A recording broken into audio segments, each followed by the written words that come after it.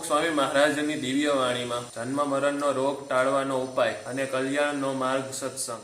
સત્સંગ કર્યા સિવાય જન્મ મરણ માટે નહીં, અને જન્મ મરણ મટાડવું હોય તો કે માન તજીને સંતને શરણે જવું.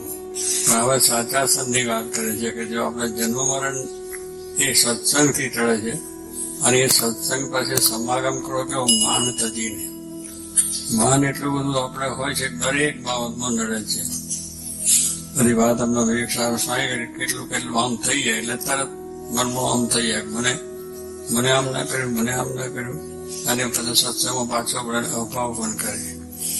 મહારાજે જેટલી સ્તુતિ કરી હોય અને સેવા કરી હોય એનાથી જો એનો અભાવ થઈ ગયો શું થયો તો એટલો બધો પાછો દ્રોહ કરે. એને એટલું કરતા નિરાશ ના થાય. કહેવાનું શું છે કે આ સત્સંગ એટલે જે ગુણાતીતાનંદ સ્વામી જેવા સંત મળ્યા હોય અને એનો સમાગમ પેલો બરોબર કર્યો તો માન જાય, અને પછી આપણામાં આવો મહિમાનો અને બ્રહ્મભાવનો બધો વિચાર થાય, પછી સત્સંગમાં પડાય નહીં. એટલે એ માન છે એ મોટો શત્રુ છે, અને માને કરીને કેટલા પડ્યા પણ છે, એને લઈને દુઃખ પણ ઉત્પન્ન થાય. એટલે સંતનો સમાગમ કરવા માનતાજી ભાઈ એક કીર્તનમાં રહે છે કે ભગવાન પ્રજાશે પેલું માનવું, તો જ ભગવાન પ્રજા છે. માનશો તો ભગવાન પ્રજા ઘણા પ્રશ્નો અને ઘણી મુશ્કેલીઓ, પછી સત્સંગમાં દરેકનો અભાવ ઉભું જાય કરે. એટલે અહીંયા રહ્યું કે સત્સંગ વિના આપણે કોઈ દિવસ જન્મ મરણ ટળતું નથી. જન્મ મરણ એ થવું હોય તેવા સાચા સંત મળે, તેનો સમાગમ કરીએ તો જ પછી આપણું માન ટળે, અને માન ટળે પછી આપણે ભગવાન તજવાનું સુખ બીજું ત્રીજું આવે છે. પણ કેટલીક વખત આપણને આપણા વિચારો છે ભગવાનને રાજી કરવા માટે નહીં, તીરથ કરે, વ્રત કરે, બધે કાશી જઈને કરવત મુકાવે, કાશી જઈને કરવત મુકાવે. કારણ કે એનું મરણ બહુ પ્રસન્ન શાસ્ત્રોમાં લખ્યું છે મહિમા કે કાશી જઈને જો પોતે કરવત મુકાવે દેહ પડે તો એનો સ્વર્ગમાં વાસ થઈ જાય, એની સારી ગતિ થાય, એવો મહિમા છે. એની ઈચ્છા હોય એને જો કરવત આવે તો મોટું નથી રાખતા, પેલા તો રાખતા હતા પણ આટલું આમ મૂકી દે અને પતી આવે. એટલે આવી રીતનો મહિમા એવું લોકો કરાવતા, પણ એની અંદરથી કોઈ માનને સ્વભાવ ગયા છે, દોષ ગયા છે. કરવત મુકાવાથી તો શરીર કપે ગયું, પણ અંદરના જે ભાવો છે તો ટળ્યા નથી. જ્યાં સુધી એનું અંદરનું તંત્ર ફરે નહીં તો પછી આ કામ થાય નહીં. પણ અંદરનું તંત્ર ફરે, રૂપાંતર થઈ જાય, જીવ દશા આખી ટળી જાય. જીવ દશા છે એટલે આ બધું માન ને ઈર્ષા ને ક્રોધ ને લોભ બધું છે જીવ દશા. આ મળ્યું ન મળ્યું, આનું આમ થયું, આનું આમ થયું, આવો આવો છે તેવો છે, જીવ દશામાં છે. એટલે એવું બધું ચાલ્યા જ કરશે.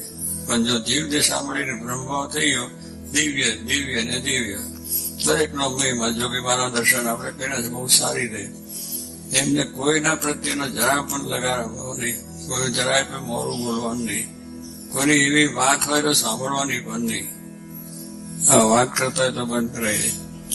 અને એમને માટે કોઈ બોલે તો એનું કોઈ ખરાબ ઈચ્છવું નહીં, રાજી થાય ઉલટા.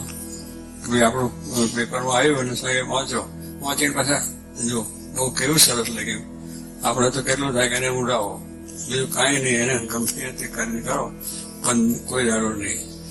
આફ્રિકામાં ગયા કે અમારે સ્વામીને બધા જોડે સારી ભક્તો હનુમાનભાઈ બીજા હતા, અમે સંતો હતા. એ આગળ એક પત્રિકા ચાલે કે જોગીમાં પંડ્યા આવ્યા છે અને એવા આવા છે તેવા છે માટે એમના સભામાં કોઈ જવું નહીં. એટલે આગળ અમારા જતા તો પત્રિકા બધા વેચાઈ જાય. હવે જોગીમાનો પ્રતાપ એવો છે, સાચા સંત હતા, એને તો કોઈ એવી પડી પણ નથી. આપણી પત્રિકા ભલે ફરે સ્વામી ગઈ, અને એ બીજાને તો વિચાર થયો આના પર કેસ કરી આ પત્રિકા બરોબર લાગે, કેસ કરીને કેમ આ બરાબર ભજન કરો શું કેમનો છે આ કેસને દવા કરવામાં પાછો આપણો સમય જાય નકામો, માટે ભજન કરો. ભલે લખ્યા કરે મહારાજ છે એને ખબર છે આવશે સત્સંગ કરવાને મારશે, પણ એને કોઈ દિવસ એવો વિચાર ન થાય કે ચાલો એના સમૂહ આમ કરું તેમ કરું. દરેકની માટે પ્રેમ કહી જાય તો એટલું નાનું હોય કે મોટો હોય તો પણ સહનશીલતા એટલી બધી, સાધુતા એટલી બધી. તો કહેવાનું છે કે એવા સંત પાજીએ તો આપણું બધું સ્વભાવ ટળે. એ આપણે વાતો જીતો કરીને મને વિચાર કે અમને સંતો બધાને પેલા જોડે ફેરવતા તો સવાર ઉઠી ના જવા તો દેહ ભાવ ટળે એની જ વાત કરે, બ્રહ્મ ભાવ એ જ વાત કરે, ભગવાન વિશે ડરતા. કારણ કે એમને એ જ થઈ ગયેલું હતું એટલે એ જ એમને આપવું હતું. આ ભેગા ફેરવીને કરીને કરવાનું શું કે ભાઈ આ ટળે, જીવ ભાવ ટળે ને બ્રહ્મ ભાવ થાય ને એમાં સમજાય તો કામ થાય. એટલે અહીંયા આગળ આપણે કહે છે કે જન્મ મરણ ક્યારે કે એવા સંતને સમાગમ કરીએ તો આપણું આ ટકરાવો મટી જાય, ચાલ્યા જ કરશે. એનો કઈ અંતાવો નથી. કાશી ગયા કે પછી મથુરા ગયા કે હરિદ્વાર ગયા કે ઋષિ ગયા કે જગન્નાથપુરી ગયા, બધે ગમે ત્યાં જાઓ પણ ભાવ જ્યાં સુધી ટક્યો નથી ત્યાં સુધી બધું નકામ. અને એ જો દેહ ભાવ જીવ ભાવ ટળી ગયો તો પછી કઈ બીજે જવાની જરૂર નથી. અઠે દ્વારકા આપણને મળ્યા છે જોગી મહારાજ, શાસ્ત્રી મહારાજ જેવા સંત મળ્યા, ગુણાતી સંત. પછી આપણી અઠે દ્વારકા થઈ ગયો, પછી બીજે જવાનું મન જ થાય ને, બીજો વિચાર પણ ના આવે. અને જવાને થાય પોતાની વિશેષતા ના લાગે કે ભાઈ આપણે થોડું રહી ગયું હતું એટલે યાત્રા કરી. કરવું યાત્રા કરવાનું છે હું કોઈ નિષેધ નથી કરી, અમારાની આજ્ઞા છે કે યાત્રા કરવી બધે. એટલે જવું યાત્રા કરી બીજું પણ એની મહત્તાના એક યાત્રા મને આ થયું તે ભગવાનને પ્રતાપે થયું નવા સંતના સમાગમથી એ મહિમા સમજ્યો. તો કહેવાનું એ બધી વસ્તુની અંદર આપણે એમ થઈએ ને એની મહત્તા. કેટલાક તો હું આરોટેશમ ગબડ યાત્રા કરે કે ના જોયા છે બાબા બીજા કે એનાથી એમ કે આપણું સરળ થઈ જાય. ગબડ યાત્રા કરે પણ એની ગબડ યાત્રા ક્યાં નીકળી, મહી અંધારું છે એનું શું કર્યું એ બધું થશે. કોઈ ગબડ યાત્રા કરતા જરાક કે તો ઉભો થઈને લાફો મારે, તારે ગબડ યાત્રાનું શું કામ છે? પેલા માર્યો શબ્દ લાગી ગયો તો તારી ગબડ યાત્રા ના ગાવીએ. એટલે ગબડ યાત્રા કરવાથી કઈ થતું નથી. લોકો કરે છે એનો પ્રયત્ન કે આમ તેમ, પણ આ મૂળ વસ્તુ છે કે આપણે જો જીવ ભાવ ટાળવો છે, માન ટાળવું છે તો એ સંતના સમાગમથી થાય. સંત મળે તો જ આપણે થાય. અને પછી યોગ પણ સાથે છે બધા ઘણા માણસો યોગની અંદર છે. અત્યારે તો યોગાનું ખૂબ ચાલ્યું છે. પણ એ શું ઘડી બેસે તે તાર લાગે શાંત થાય, જરા ભગવાનનું ધ્યાન કરે થાય તો કાયમનું કઈ જતું નથી. શું ઉભું રહે તો બહાર નીકળી એટલે પછી આમ થઈ જાય કે કરો ને ઘડીક થોડીક મને શાંતિ થાય વસ્તુ જાય. પણ એ યોગ છે જુદો છે, જે આપણે શાસ્ત્રો લખ્યો છે. અને એ યોગને પહોંચી જાય તો મોટું કામ થઈ જાય. પણ એ યોગ પૂરો ક્યાંથી થાય? એવા પુરુષ મળે તો જ, બાકી તો એ બધું કરીએ તો એમાંથી બીજું થઈ જાય. અને સાચા મળે તો શાંતિ થઈ જાય. આપણે શાસ્ત્રી મહારાજ વખતમાં ભાવનગરના જેવી માસ્ટર હતા બ્રાહ્મણ, અને એ પ્રમાણે એમને મનમાં બહુ સાત્વિક બહુ હતા, એકદમ સાત્વિક. એટલે કે વાંચે બધું એમાં યોગની વાત કેમ ના માનો કે મારે યોગ સાથ હોય. એ સાધવા માટે એમને કોઈ તપાસ કરી દરેક ઠેકાણે એક માણસ મળે કઈ યોગ સદાવા જાય. નાયકા કઈ કામ છે ત્યાં ગયા હતા, એ યોગ સાધ્યો અને સાધતા પછી કુંડળીઓ બધું કરવું પડે ને, એમાંથી પછી કુંડલી આમ ને ભલે આમ ફરી ગઈ, ઊંધી ફરી ગઈ, એટલે થઈ ગયું. એટલે શું થયું કે એમાં સાધતા બળતરા ઉપડી એટલે શરીરમાં રહેવાય ને એટલી બધી બળતરા થયા જ કરે. બધા ત્યાં ખાવે પીવે ઊંઘમાં પીએ બધે બળતરા થઈ બહુ દુઃખી થઈ ગયા યોગ સાધના. કારણ કે પેલા મહાત્મા જે મળ્યા છે ને એને એટલો તો સાધેલો નહીં, આ તો એમને જાણે કે સારો છે સાધવા બેઠી ગયા.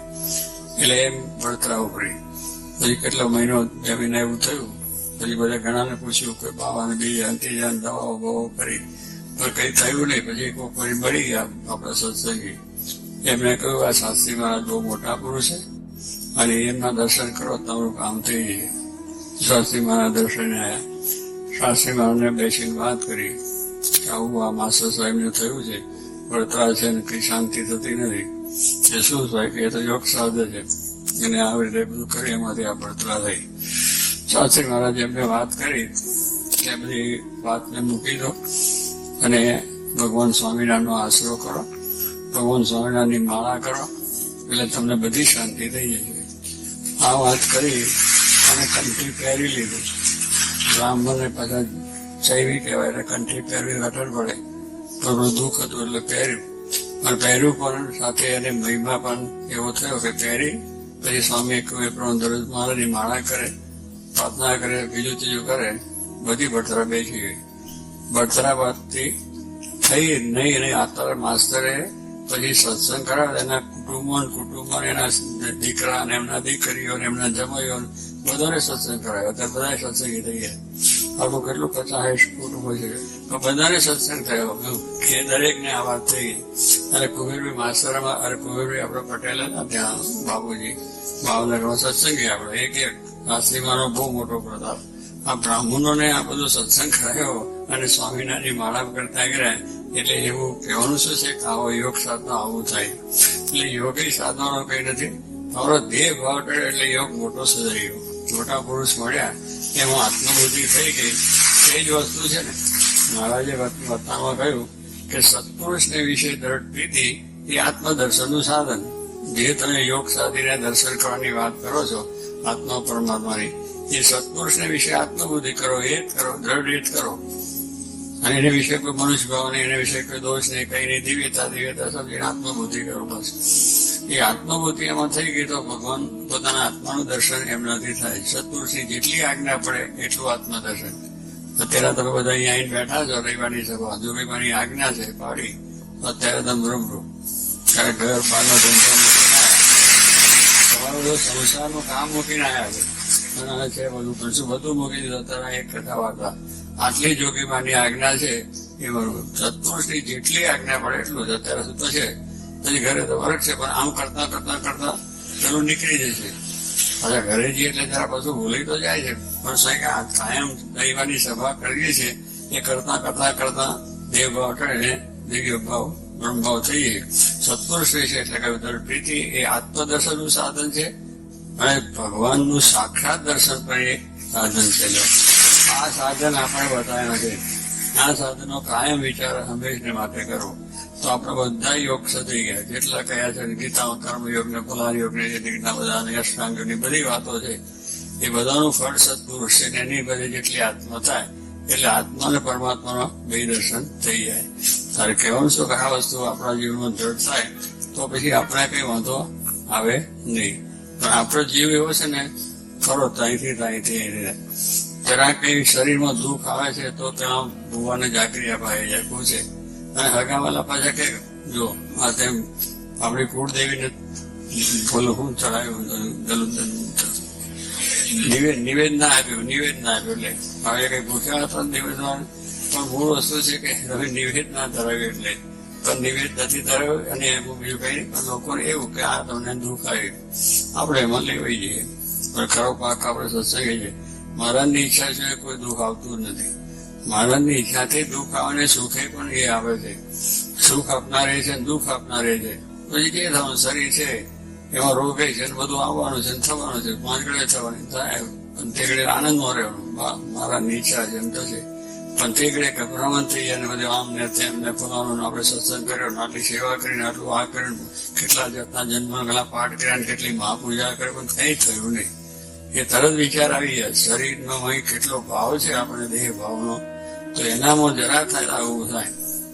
જો આત્માનો વિચાર હોય તો દેહ ભાવ છે જ નહીં. પછી એમાં જે થવાનું એ થાય. એ ડરતા હોય તો સુખ્યા હંમેશા માટે રહેવાય અને કોઈ જાતનો વાંધો આવે નહીં. એટલા માટે સ્વામી આપણે મહારાજને વિશેની આવી નિર્દિષ્ટતા છે તો એ પ્રમાણે યોગ સદયોગ કે ના સદયોગ યોગ આપણે સાધવાનો છે. યોગી મારા વિશે આત્મબોધી થાય યોગ કે યોગ થતી યોગ પૂરેપૂરો એ પ્રીતિ તળવી ના જોઈએ. એને વિશે મનુષ્ય ભાવ આવડવો જોઈએ. એને વિશે દિવ્ય ભાવ અખંડ એ ભગવાનનું સ્વરૂપ સાક્ષાત નિર્દોષ છે. માયા નથી જગત નથી પ્રપંચ નથી કઈ રહે છે જે બોલે છે ચાલે છે બે છે ઉઠે બધું પણ એ દિવ્ય ભાવમાં જાય આગુ પાછું થાય તો પછી પાછું આપણું આવે બધું બીજું બોલો ભૂમિયંત્ર આવે તો કેશવા ના દેવું એટલે પછી ત્યાંથી જ રોકી રાખવાનું. બસ બોર્ડર આગળ આવે તો ત્યાંથી બોર્ડર માંથી પાછા વાળી દેવાના કઈ આવશો જ નહીં. પણ હા તો પેલા જરા પેટ દુખ્યું એને પેલી મૂકે ખરું કઈ થયું કઈ આમ થયું પછી લાવો ભૂવાને જાગરિયા તીર ને પત્તી ને બધાને ધ્યેન તેન કરવા માંડી પડે. ભગવાનનું નામ લ્યો. આપડે મહારાજે કહ્યું જન્મગલા પાઠ કરો. આપણે તુલસી મહારાજની માળા ફેરવો. ભગવાનના નામથી જ બધું જવાનું છે. ભૂવો શું કહે છે કે તમે આમ કરો નિવેદ ધરવાનું અને બ્રાહ્મણની પાસે જઈશું કે તમને આ ગ્રહ નડે છે ગુરુ નડે એટલે ગુરુ કોઈ નડતો હોય છે પણ ગુરુ નડે પેલો ગુરુ હતા અમારા ચંદ્રકાંત ત્રિવેદી હતા, આપણા તમે બધા એ તો જાણો છો, બેના બેંકના મેનેજર. એને એક આવો આવી ગયો જ્યોતિષી કે તમને આ જાતનો ગ્રહ નડે છે ગુરુનો, માટે ગુરુની વીંટી પહેરો તમે. તે વીંટી એમને પેલા તો મને તો કઈ જરૂર નથી, મને તો ગુરુ મળી ગયા, હા કાજન ગુરુ છે, તો ના કા નડશે ગુરુ તમને. એટલે એની મેં તે કરીને લાઈન પહેરાઈ. એ ગુરુ લઈને જોઈ મારી પાસે આવ્યા, તો મેં મને પેલા બ્રાહ્મણે કહ્યું કે ગુરુ નડે છે જોઈ, એટલે વીંટી કરી દા, વીંટી લ્યો તમને આપી દીધી. ગુરુને આપી દીધી. ગુરુને સાધુ રાજી કરાવે તો ગુરુને આપી દીધી. મારે ગુરુ રાજી થયા, મારો બધો ગુરુ ગ્રહ જતો રહ્યો. એટલે કેટલાને એવું છે, કેટલાને શનિ આવી ગયા છે. શનિ છે ને શનિની વીંટી કરાવ. અને પછી કેટલી કિંમતી પાછી 15 રૂપિયાની વીંટી ના ચાલે, એમાં નંગ એવું મોટું જોઈએ. એ પૈસા ખર્ચીને શનિની અમારા ઘણા વખત વાર કરે છે કે એક જણને એવું શનિની વાત થઈ અને શનિને માટે વીંટી પહેરો, નંગ પહેરો. એટલે પછી એને શું થયું, બિચારો ગરીબ માણસ હતો, એટલે કોકની પાસેથી 50 રૂપિયા લઈ અને સોની જઈને વાત કરી કે અમારે વીંટી કરી આપી. એને વીંટી કરી આપી. એને 100 રૂપિયા લેવાના હતા, લીધા. હવે એ તો એની પછી ઉઘરોણી માગે, પેલા વીંટી તો કરી આપી, લઈ આવ્યા. પછી ચાલુ થોડો 10-15 બધું થયું, પણ થોડું દુઃખ તો ચાલુ રહ્યું. પછી એ દુઃખ તો બિચારાને ચાલ્યા કરે. પછી 15-20 દિવસ થયો એટલે પેલા સોનીને થયું કે આપણો પૈસા આપતો નથી, ઉઘરણી ચાલુ થઈ. એટલે એ પછી ઉઘરણી દરરોજ જઈને ઉભો રહે, મારો પૈસા લે, મારો પૈસા લે. પેલા તો બે દુઃખ થયું પડ્યું. એટલે પછી પૂછ્યું કે કેમ છે આ બધું, શનિનો ગ્રહ ગયો કે શનિનો ગ્રહ તો બેઠો છે પણ સોનીનો પાછો ગ્રહ આવ્યો. એટલે પછી કાયમ ટોર્ચિંગ કરે છે, મારા પૈસા લે, મારા પૈસા લે. એટલે આ બે દુઃખ આવ્યું. એટલે એ બધું મૂકી દેવાનું. આપડે તો મહારાજને સ્વામી મળ્યા છે એટલે બેડો પાર થઈ ગયો છે. કોઈ પણ જાતની બની જાય ની અંદર જ રહેવું. કાંઈ એમાં વરગુદા હતા નાના વાળા, ત્યારે પૂછો તારે કે આજે મારે ઘેર થાય લીલા લહેર કશું બધું. બિચારો અમેરિકા આફ્રિકા ગઈને આવ્યા ને ધોત્યું કરીને આવ્યા અને ઉપર પાટલું પહેરીને. કોકે પૂછ્યું કે તમે બધા પૈસા કમાય, ખૂબ કમાયો કે સત્સંગ તો થયો જબરજસ્ત વાતમાં જોઈને ભૂલ ગયા. અને અહીંથી ધોત્યું પહેરીને ગયો હતો અને પાટલું પહેરીને આવ્યો છે. બધું મૂકવાનું હતું, અમે આંધે પડ્યા પછી પણ મૂકવાનું જ હતું. ઈડી અમીને મુકાયું, મૂકવાનું તો છે એને પોકે મુકાયું. ભગવાનના સંત મુકાવાના હતા એને મુકાયું. ભગવાનને સંત મળ્યા છે એનો આનંદ છે. એટલે કહેવાનું એવું આનંદ 24 કલાક આપણે એ આનંદમાં રહેવું છે. એટલે તો વાંધો આવે નહીં ને સત્સંગમાં દિવ્યતા ને દિવ્યતા રહે. સહજાનંદ સ્વામી.